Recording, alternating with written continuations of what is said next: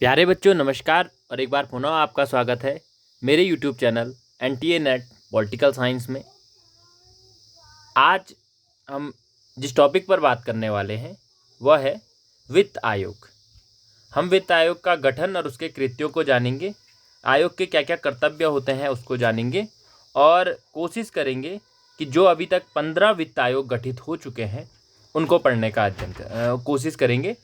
और इसमें क्योंकि एक ही वीडियो में इसे कंप्लीट कर पाना संभव नहीं होगा, तो इसलिए 2 वीडियोस में ये वीडियो होगा, 2 या 3 वीडियो में, जिसमें पहले में मैं वित्त आयोग के गठन उसके कृत्यों के बारे में आपको बताऊंगा, कैसे वित्त आयोग का गठन होता है उस संदर्भ में बताऊंगा, इसकी कार्य प्रणाली कैसी होती है ये बताऊंगा और कोशिश करेंगे जहाँ तक बता सकूँ जो वित्त आयोग आज तक गठित हुए हैं तो उनके जो प्रमुख बिंदु हैं उनको मैं आपको बताने की कोशिश करूँगा। और अगर कुछ बातें छूट जाती है तो उसको हम दूसरे वीडियो में पूरा करेंगे।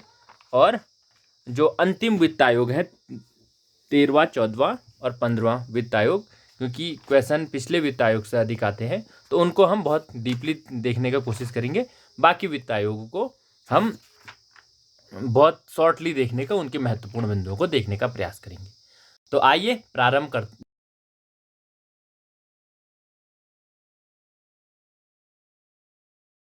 गठन की बात करें तो आप सभी जानते हैं कि वित्त आयोग का जो गठन किया जाता है वो राष्ट्रपति की सहमति से किया जाता है, राष्ट्रपति द्वारा किया जाता है और राज्यों और केंद्र के मध्य वित्त का बंटवारा किस प्रकार हो, इसलिए वित्त आयोग का गठन किया जाता है। भारतीय संविधान के अनुच्छेद 270, 273, 275 और 280 इन 4 अनुच्छेदों में क्या है, इनके अंदर जो प्रावधान किए गए हैं उसके आधार पर वित्त आयोग का क्या है, गठन किया जाता है। इनमें उपबंध किया है, इन अनुच्छेदों में उपबंध किया है कि वित्त आयोग का गठन किया जाएगा। और वित्त आयोग का गठन एक बार करने के पश्चात 5 वर्ष के लिए किया जाता है और राष्ट्रपति से संघ और राज्यों के बीच वित्तीय संसाधनों के वितरण के संबंध में सिफारिशें करेगा। कौन? वित्त आयोग। वित्त आयोग प्रत्येक 5 वर्ष में वित्त आयोग का गठन किया जाएगा और वह वित्त आयोग राष्ट्रपति से संघ और राज्यों के बीच वित्तीय संसाधनों के वितरण के संबंध में सिफारिशें करेगा, यानी कि अपनी सिफारिशें देगा। उदाहरण स्वरूप संघ और राज्यों के बीच आयकर के शुद्ध आगम के आवंटन के बारे में और राज्यों के बीच वितरण करने की रीति के बारे में अनुच्छेद 280 में इसका वर्णन किया गया है। और भारतीय संविधान के अनुच्छेद 280 में वित्त आयोग का गठन अभिकथित है। इसे वित्त आयोग अधिनियम 1951 के साथ पढ़ा जाना चाहिए, जिसके आधार पर वित्त आयोग की क्या है, स्थापना हुई है। यह अधिनियम संविधान के उपबंधों की आपूर्ति करता है, जैसा कि संविधान का अनुच्छेद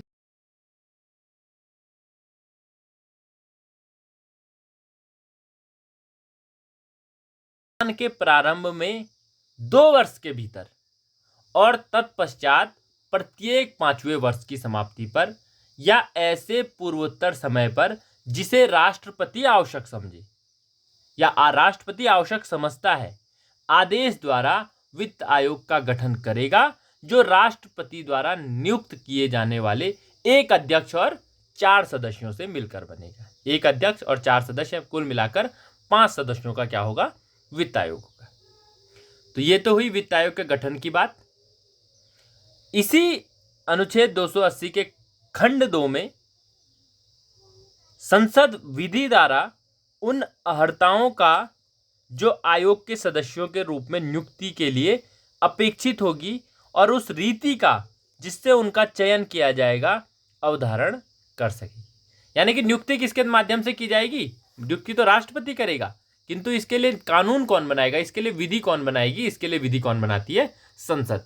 तो थोड़ा सा कंफ्यूजिंग है, इसको ध्यान रखिएगा आप। कई बार क्वेश्चन पूछ लिया जाता है कि वित्त आयोग के सदस्यों की नियुक्ति कौन करता है और वित्त आयोग की जो सेवा शर्तें हैं नियुक्ति की, उसके जो अर्हताएं हैं, उसका नियमन कौन करती है। तो कई बार क्वेश्चन पूछ लिया जाता है, तो आपको ध्यान रखना है कि राष्ट्रपति नियुक्ति करते हैं, किंतु सेवा शर्तों का नियमन कौन करता है?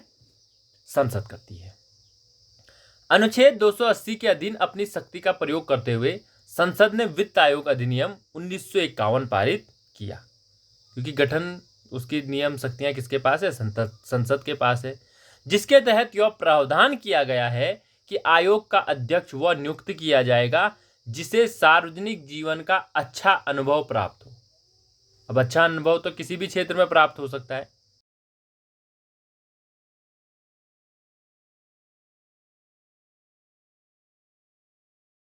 इस प्रकार निर्धारित की गई है। पहला, एक उच्च न्यायालय का न्यायाधीश या ऐसा व्यक्ति जो इस प्रकार नियुक्ति के लिए अहरित हो। उच्च न्यायालय का न्यायाधीश लिखा है, अब स्पष्ट नहीं किया है कि जो रिटायर है वो है या वर्तमान में जो न्यायाधीश है वो है। दूसरा, एक ऐसा व्यक्ति जिसे सरकार के वित्त और लेखाओं का विशेष ज्ञान हो। तो कोई बाहरी व्यक्ति भी हो सकता है और सरकार का व्यक्ति भी हो सकता है। तीसरा, एक ऐसा व्यक्ति जिसे वित्तीय विषयों, मामलों व प्रशासन का व्यापक अनुभव हो। तो यह भी कहीं से हो सकता है। और एक ऐसा व्यक्ति जो अर्थशास्त्र का विशेषज्ञ हो। तो चार व्यक्ति जो वित्त आयोग के गठन किया जाएगा, तो उनके जो सेवा शर्तें रखी हुई है उससे कहीं ना कहीं स्पष्ट होता है कि सरकार जिस दल की होगी वो अपने अनुसार ही क्या है, व्यक्तियों का निर्वाचन कर सकती है, 3 व्यक्तियों का कम से कम। उसके पश्चात आयोग के सदस्य उस अवधि तक अपना पद धारण करेंगे जो राष्ट्रपति अपने आदेश में विनिर्दिष्ट करे, और वे पुनर्नियुक्ति के लिए भी अहर होंगे। यानी कि एक व्यक्ति अगर एक बार वित्त आयोग का सदस्य बन चुका है तो वह पुनः क्या है, वित्त आयोग का सदस्य बन सकता है। इसका यह अर्थ है। आयोग अपनी प्रक्रिया स्वयं अवधारित करेगा और उसे एक सिविल न्यायालय की सभी शक्तियां और अधिकारिता प्राप्त होगी। यानी कि अर्ध न्यायिक संस्था भी क्या है, वित्त आयोग होता है। अब देखते हैं आयोग के कर्तव्यों को, क्या क्या काम आयोग का है। अनुच्छेद 280 के खंड 3 के अनुसार आयोग का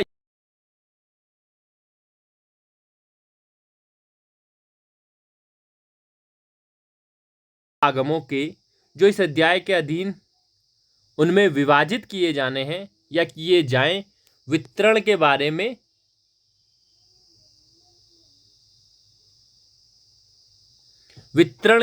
में और राज्यों के बीच ऐसे आगमों के तत्व संबंधी भाग के आवंटन के बारे में। यानी कि संघ और राज्यों के बीच करों के शुद्ध आगमों के जो इस अध्याय के अधीन उनमें विभाजित किए जाने हैं या किए जाएं, वितरण के बारे में और राज्यों के बीच ऐसे आगमों के तत्संबंधी भाग के आवंटन के बारे में। तो मैंने आपको जब केंद्र राज्य वित्तीय संबंध पढ़ाए थे तो मैंने आपको बताया था कि कुछ क्या है, कर ऐसे हैं कि उनको केंद्र एकत्रित करता है, राज्य को सौंप देता है। कुछ ऐसे भी बताए थे जिनमें केंद्र एकत्रित करता है और उसका कुछ भाग क्या है, राज्यों को सौंप देता है। तो वह भाग कितना प्रतिशत होगा, उसके लिए ही वित्त आयोग का क्या है, गठन किया जाता है। पहला कार्य तो ये हो गया। दूसरा है भारत की संचित निधि में से राज्यों के राजस्व में सहायता अनुदान को शासित करने वाले सिद्धांतों के बारे में। जो सहायता अनुदान केंद्र की संचित निधि से दिया जाता है वह कितना % होगा, कितना होगा अलग अलग राज्यों के लिए, तो उसके सिद्धांतों को नियमित करने के लिए, उसको निश्चित करने के लिए भी क्या है, वित्त आयोग का गठन किया जाता है। इसी में इसका ख पॉइंट है, राज्य के वित्त आयोग द्वारा की गई सिफारिशों के आधार पर राज्य में पंचायतों के संसाधनों की अनुपूर्ति के लिए किसी राज्य के संचित निधि के संवर्धन के लिए आवश्यक सदुपयोग के बारे में। तो यानी कि राज्य के वित्त आयोग ने जो कुछ सिफारिशें की है पंचायतों के संदर्भ में उन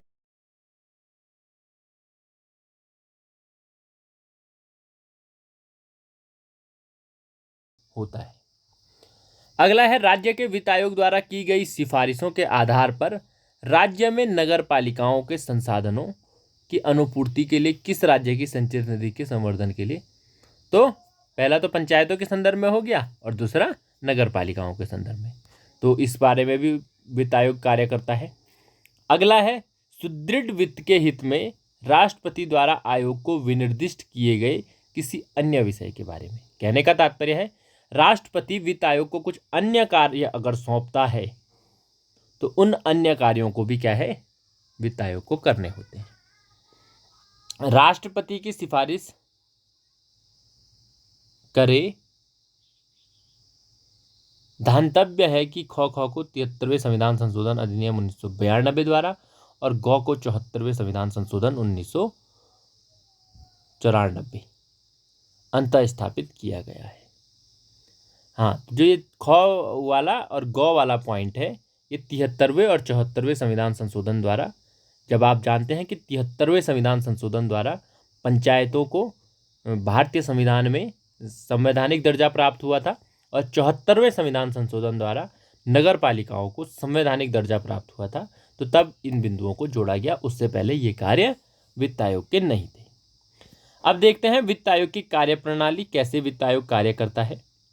भारतीय संविधान के अनुच्छेद 280(4) के अनुसार आयोग अपनी प्रक्रिया अवधारित करेगा, यानी कि स्वयं से डिसीजन लेगा कैसे उसे कार्य करना है, और अपने कृत्यों के पालन में उसे ऐसी शक्तियां होगी जो संसद विधि द्वारा उसे प्रदान करे। तो यानी कि इसकी शक्तियों को निश्चित कौन करता है, संसद करती है। संसद कानून के माध्यम से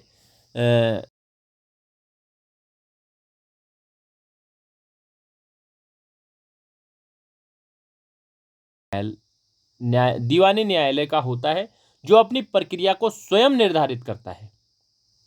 इसकी कार्यप्रणाली की यह विशेषता रही है कि वह अपनी सिफारिशों के निर्धारण के लिए केंद्र सरकार, योजना आयोग, राज्य सरकार के अधिकारियों और मंत्रियों पर निर्भर रहा है। वित्त आयोग एक परामर्शदात्री संस्था है जिनकी सिफारिशों को राष्ट्रपति संवैधानिक रूप से मानने के लिए बाध्य नहीं है। यानी कि जो वित्त आयोग है वो सिर्फ सिफारिशें दे सकता है, उनकी सिफारिशों को मानने के लिए राष्ट्रपति क्या है, बाध्य नहीं है। किंतु अब तक अधिकांश मामलों में वित्त आयोग की सिफारिशों को स्वीकार किया गया है, क्योंकि जो वित्त आयोग कार्य करेगा तो वो बहुत डीपली, यानी कि ये कह सकते हैं विशेषज्ञ के रूप में काम करता है, क्योंकि उसमें 3 तो वित्त से जुड़े हुए व्यक्ति हैं, अर्थशास्त्र के, वित्त को जानने वाले, तो इसलिए कहीं ना कहीं उनकी सिफारिशों को क्या है, स्वीकार कर लिया जाता है। क्रियान्वयन की दृष्टि से वित्त आयोग की सिफारिशों को 3 भागों में रखा जाता है। पहला, राष्ट्रपति के आदेश के अंतर्गत क्रियान्वित होने वाले प्रस्ताव। दूसरा, कार्यपालिका के आदेश के संदर्भ में क्रियान्वित किए जाने वाले प्रस्ताव। और तीसरा, वे प्रस्ताव व सिफारिशें जिनका क्रियान्वयन संसद द्वारा निर्मित अधिनियम के आधार पर किया जाता है। यानी कि सिफारिशों को पहला राष्ट्रपति आदेश देगा तब क्रियान्वित किया जाए। दूसरा, जो कार्यपालिका है, कार्यपालिका किसे कहते हैं आप जानते हैं, जो मंत्रिमंडल होती है उसे ही कार्यपालिका कहते हैं, तो उसके आदेश पर क्रियान्वित किए जाने वाले। और तीसरा है वे प्रस्ताव व सिफारिशें जिनका क्रियान्वयन संसद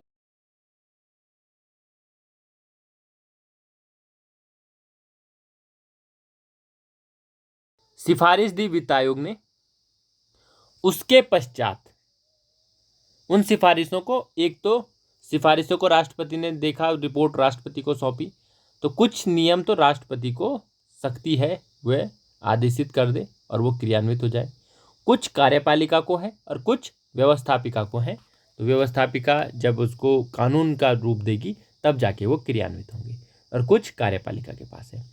तो ये हमने देखा वित्त आयोग की कार्यप्रणाली को। अब है वित्त आयोग की सिफारिशें।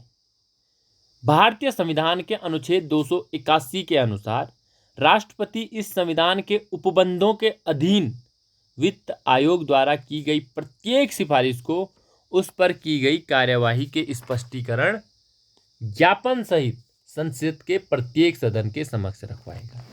यानी कि जो सिफारिश वित्त आयोग ने की है उसको राष्ट्रपति को सौंपेगा और राष्ट्रपति उसको संसद के प्रत्येक सदन में रखवाएगा। अब ये तो हो गई कार्यप्रणाली और राष्ट्रपति की क्या भूमिका है वित्त आयोग की सिफारिशों के संदर्भ में। अब आज हम कुछ वित्त आयोगों को देखने का प्रयास करेंगे। अभी तक 15 वित्त आयोग गठित हो चुके हैं। जो 15 वित्त आयोग है वो 2021 से और 25 तक चलेगा। अभी हमारा 14वां वित्त आयोग चल रहा है 2020 तक। तो अब तक के जो वित्त आयोग गठित हुए हैं उनके बारे में महत्वपूर्ण बिंदुओं को जान लेते हैं जहाँ से एग्जाम में प्रश्न पूछे जाते हैं। पहले चलते हैं प्रथम वित्त आयोग में। प्रथम वित्त आयोग 12 नवंबर 1951 को गठित किया गया था। कई बार प्रश्न पूछ लिया जाता है कब गठित किया गया था, क्योंकि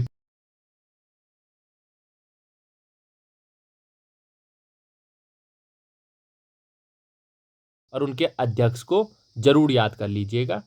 एक टेबल बनाकर एक तरफ आप वित्त आयोग के अध्यक्ष और दूसरी तरफ उनके नाम और उस तीसरा कॉलम इनका गठन कब किया गया था, तो इस प्रकार एक टेबल बना लीजिएगा जो वित्त आयोग से संबंधित, ताकि आपको क्या है आसानी से वो याद हो सके। तो प्रथम वित्त आयोग का गठन 12 नवंबर 1951 को किया गया था और इसके अध्यक्ष श्री के.सी. नियोगी थे। श्री के.सी. नियोगी थे। इस आयोग ने अपनी रिपोर्ट 1953 में दी थी। आयोग की सिफारिशों में अन्य बातों के साथ साथ निम्न सिफारिशें थी। कौन कौन सी थी? क, आयकर से शुद्ध आगम का 55% संघ द्वारा राज्यों को दिया जाएगा और राज्यों के बीच वह आयोग द्वारा विहित अंशों में वितरित किया जाएगा, यानी कि अलग अलग राज्यों के लिए अलग अलग अंश डिसाइड किया गया था वह कितना % किसको मिलेगा, तो उस अनुसार वितरित किया जाएगा। दूसरी सिफारिश थी, आयोग ने ऐसे राज्यों को जिन्हें वित्तीय सहायता की आवश्यकता है सहायता अनुदान देने के लिए भारत सरकार के मार्गदर्शन के लिए सिद्धांत अधिकथित किए और पश्चिम बंगाल, पंजाब, असम जैसे कुछ राज्यों को 1952 से 57 तक 5 वर्षों के दौरान निर्दिष्ट राशियां देने की सिफारिश की।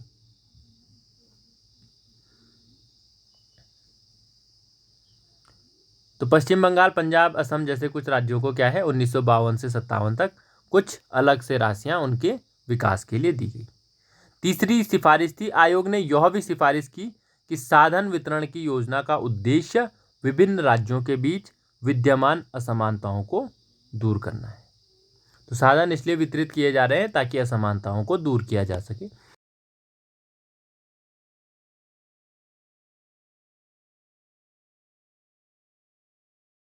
इंपॉर्टेंट नाम है के संतानम की अध्यक्षता में की गई थी। इस आयोग ने सितंबर 1957 में सरकार को अपनी रिपोर्ट दी और अप्रैल 1957 से प्रारंभ होने वाले 5 वर्षों तक इसकी सिफारिशें प्रभावी रही। आयोग ने अपनी सिफारिशें प्रस्तुत करते समय निम्नलिखित बातों का विशेष ध्यान रखा था।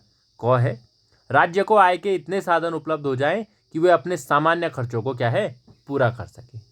तो ये उतने महत्वपूर्ण नहीं है। राज्यों की आधारभूत और विकास संबंधी आवश्यकताओं पर पृथक विचार न कर एक साथ विचार किया जाए। आयोग की सिफारिशों के अनुसार प्रति वर्ष राज्यों में 140 करोड़ रुपए का बंटवारा किया जाना था, जिसमें 100 करोड़ रुपए करों के रूप में और 40 करोड़ रुपए अनुदान के रूप में थे।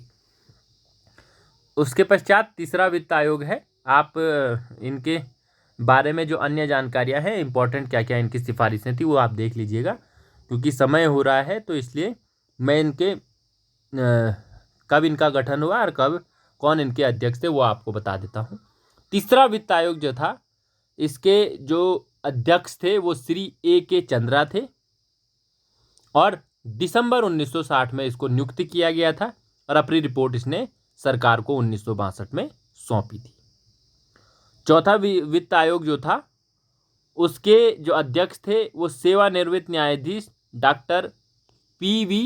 राजमन्नार थे और इस आयोग का गठन 5 मई 1964 को हुआ था और इस आयोग ने अपनी रिपोर्ट 1966 में सौंपी थी। तो इस चीज को आप ध्यान रखिएगा, क्योंकि ये एक इम्पोर्टेंट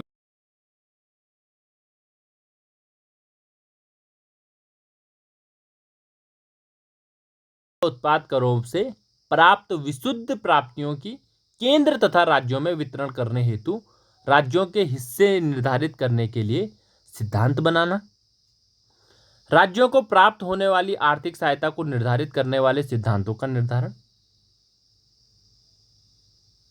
जो आर्थिक सहायता है उसके लिए कोई सिद्धांतों का निर्धारण किया जाए। संविधान के अनुच्छेद 269 के अंतर्गत लगाए जाने वाले संपदा कर का राज्यों के बीच वितरण। यानी कि जो संपदा कर लगाया जा रहा है उसको भी राज्यों के बीच वितरित कर दिया जाना चाहिए। संविधान के अनुच्छेद 275 के अंतर्गत राज्यों को दिए जाने वाले सहायता अनुदान का भुगतान किस प्रकार किया जाए, इस पर भी उन्होंने सिफारिश दी। रेल किराए पर करों से प्राप्त आय की राज्यों के मध्य वितरण से संबंधित सिद्धांतों में परिवर्तन की आवश्यकता। और अंतिम जो सिफारिश थी वो थी सूती वस्त्र उद्योग, ऊनी कपड़ा, रेशम, चीनी तथा तंबाकू आदि वस्तुओं पर उत्पाद कर से प्राप्त होने वाली आय को राज्यों में वितरण करने का सिद्धांत। तो ये इसकी कुछ महत्वपूर्ण सिफारिश थी। अब है पांचवा वित्त आयोग, जिसके कि जो अध्यक्ष थे वो थे श्री महावीर त्यागी।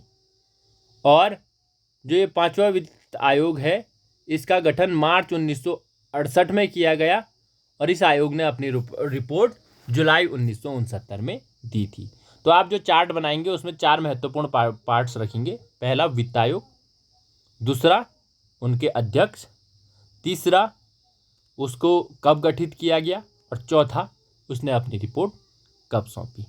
और अगर कोई अति महत्वपूर्ण बात इसमें है किसी वित्त आयोग में तो उसको आप नीचे से नोट डाउन करके, नोट इम्पॉर्टेंट पॉइंट करके नीचे लिख सकते हैं। तो इस प्रकार क्या है, आपको इससे जो जितने भी क्वेश्चन आते हैं वो यहीं से आते हैं कि कब गठन किया गया और कौन अध्यक्ष थे। तो आपके जितने भी एग्जाम से संबंधित क्वेश्चन होंगे वो भी क्या है, सॉल्व हो जाएंगे। उसके पश्चात हमारा जो छठा वित्त आयोग है इसकी स्थापना जून 1972 में की गई थी और श्री ब्रह्मानंद रेड्डी क्या है, इसके अध्यक्ष थे। और 1973 में इसने अपनी रिपोर्ट सौंप दी थी, अक्टूबर 1973 में। और आयकर को राज्यों का हिस्सा 75% से बढ़ाकर 80% कर दिया गया था, ऐसी सिफारिश इन्होंने की थी। इनकी सिफारिश थी कि आयकर को राज्यों का हिस्सा 75% से बढ़ाकर 80% कर दिया जाए। उसके पश्चात सातवां जो वित्त आयोग है इसका गठन 23 जून 1977 को हुआ था और उच्चतम न्यायालय के सेवानिवृत्त न्यायाधीश श्री J.M. सेलात की अध्यक्षता में इसका गठन किया गया था, सातवें वित्त आयोग का। और इसने अपनी रिपोर्ट अक्टूबर 1978 में सौंपी थी या प्रस्तुत की थी। और यह रिपोर्ट के आधार पर 1979 से प्रारंभ होने वाली 5 वर्ष की अवधि के संबंध में था।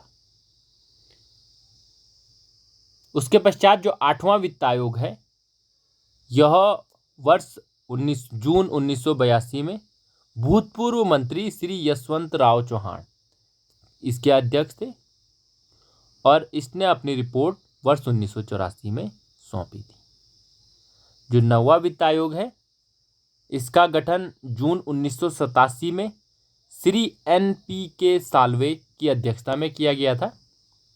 N.P.K. साल्वे की अध्यक्षता में किया गया था और इस आयोग ने अपनी रिपोर्ट वर्ष 1988-89 में दी थी। 10वां जो वित्त आयोग है इसके जो 15 जून 1992 को इसका गठन हुआ था और श्री कृष्ण चंद्र पंत क्या थे, इस आयोग के अध्यक्ष थे। और वर्ष 1994 में 26 नवंबर 1994 को इसने अपनी रिपोर्ट सौंपी थी। और जो 11वां वित्त आयोग है जो ये 10वां वित्त आयोग है इसने भी बहुत सारी महत्वपूर्ण सिफारिशें की थी, तो आप इसको पॉज करके देख लीजिएगा। उसके बाद जो 11वां वित्त आयोग है उसकी स्थापना 5 जुलाई 1988 को हुई थी और प्रोफेसर M.M. सुखरो की अध्यक्षता में इसकी स्थापना की गई थी। जो इस आयोग के अन्य सदस्य थे वे थे श्री N.C. जैन, श्री J.C. जेटली और डॉक्टर अमरीश बागची एवं T.N. श्रीवास्तव क्या थे, इसके अन्य सदस्य थे।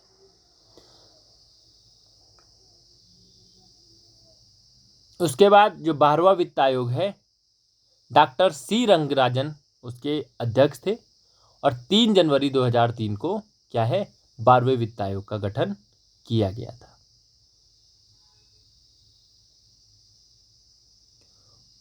तो ये तो हो गए 12 वित्त आयोग। अब 13वां, 14वां और 15वां वित्त आयोग बचता है। तो उसको हम कल पढ़ेंगे, क्योंकि अभी समय काफ़ी हो चुका है। तो 12 वित्त आयोगों को, और वित्त आयोग कैसे कार्य करता है, क्या इसकी कार्यप्रणाली है, कैसे इसका गठन होता है, और क्या ये सिफारिशें करता है, कौन कौन सी सिफारिशें करता है, इसको हमने जाना। और मुझे उम्मीद है कि आपके ये समझ में आया होगा। तो कल वित्त आयोग के 13वां